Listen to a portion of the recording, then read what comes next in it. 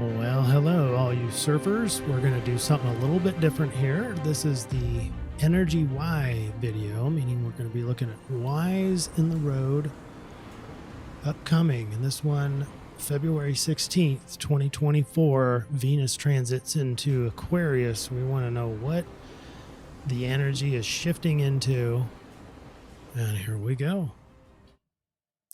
So this format will probably transit over time and morph and change based on your comments, but right now we have the before energy and then the event or the time of the transit and then the resulting energy. So just big picture, and I'll zoom way out, and this is where our event takes place. The TP is the turning point. The turning point in my mind is when Venus is going into Aquarius. It happens right at the first quarter moon because it's happening 1 week after the new moon in Aquarius, February 9th.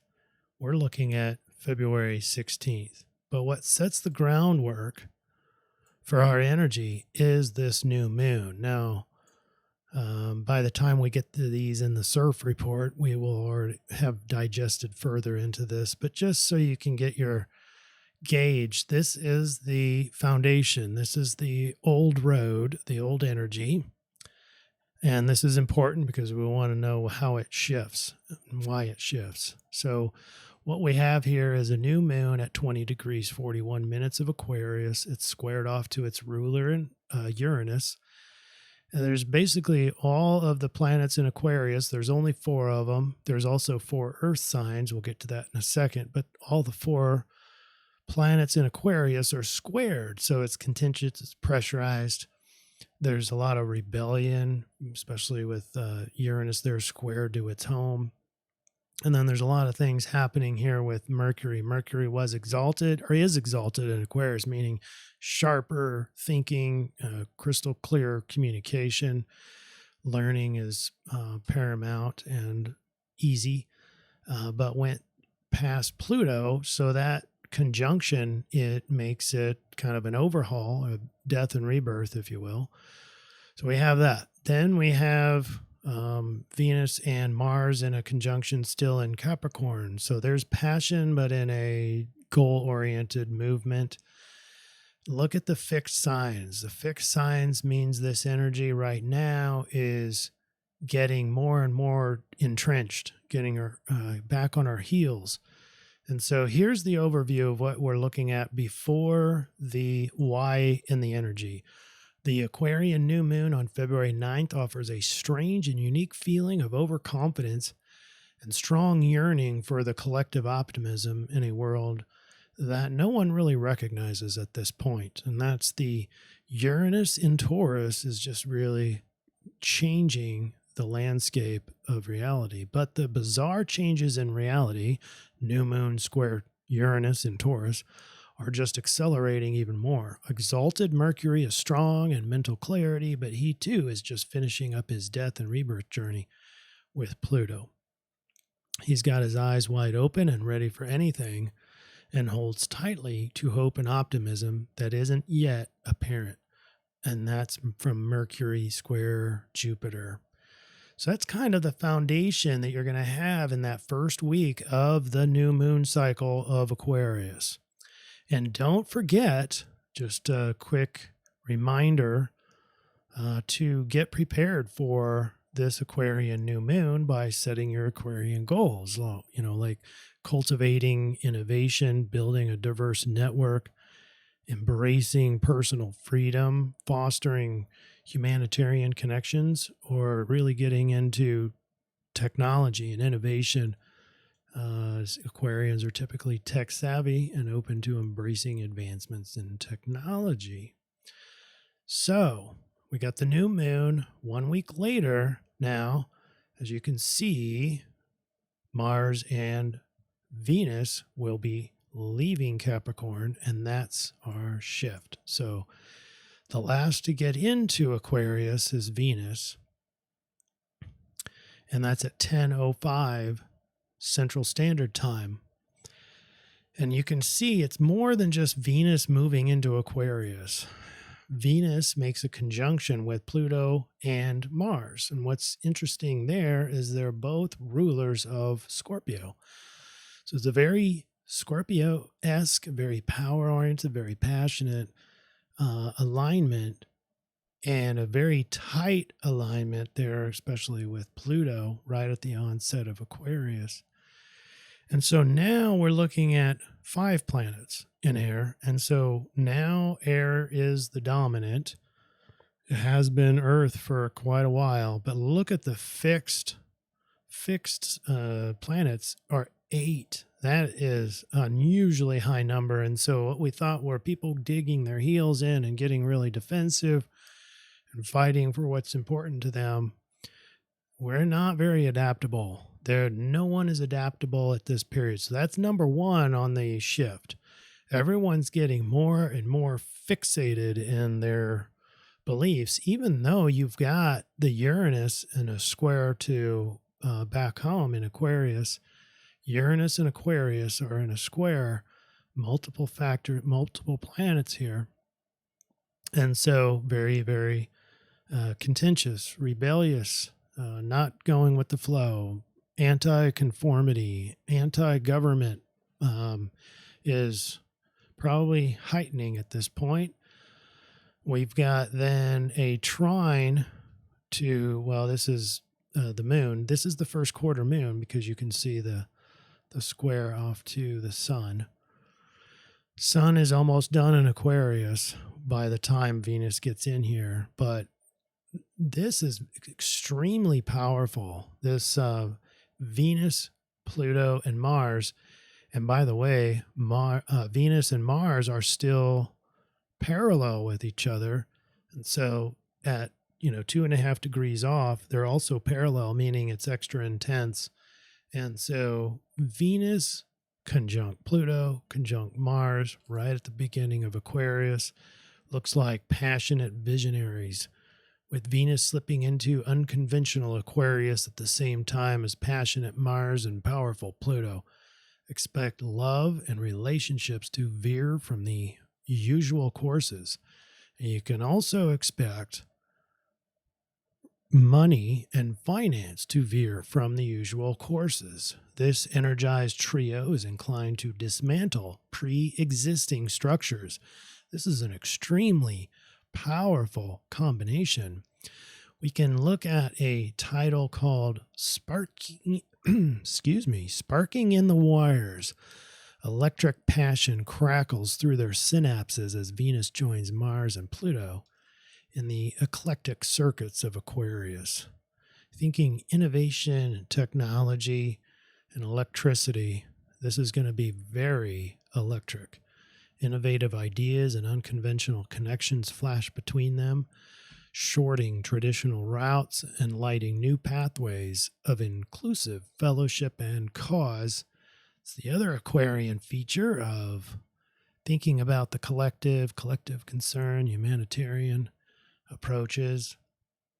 So there's a lot of ways that I think people are going to be feeling this energy. Several different options are, of course, with the Pluto, the open discourse on taboo subjects, but liberating minds, opening people's minds. You look at now Mercury that is now in 18 degrees, so right in the middle of Aquarius in an exalted state. So mind is super open, super powerful, maybe not open and adaptable because Aquarius is that other fixed sign, but heightened sense of clarity and being able to assimilate lots of knowledge. Attracted to unconventional or different people, questioning conventional definitions of romance, inspirations for humanitarian efforts or social reforms.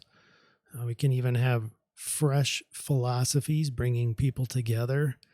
The other archetype for Aquarius is the friendships and groups, and because all the air signs can really just get along and adapt. The least adaptable is the Aquarian because of the fixed status. But we're going to see activism, rebelliousness, and civic participation is just sparking everywhere. Nonconformity and maverick nature shining brightly, and visionary alliances hatching future daydreams. So lots of Aquariusness, but in a powerful punch. Power is Pluto, power and control. So you can already see Venus, relationship and finance. Going past Pluto, there's that feeling of being controlled, probably, if we're thinking about relationships. And so this is going to be a big power struggle. And then you've got Mars right next to it. So typically when you got Mars and Venus together, and remember, they're also in a parallel, so extra intense. This is normally passion. So we have passion and power together in the relationships in a Aquarian lens. So this is huge in terms of how this is going to manifest out and bubble out into the collective unconscious. We have Uranus still doing its work, and that's the other biggest alignment as part of this shift. We have exalted Mercury in a square over to Uranus, and this is the inventor alignment. Uranus and Mercury being the logic, the rational mind, communication, learning.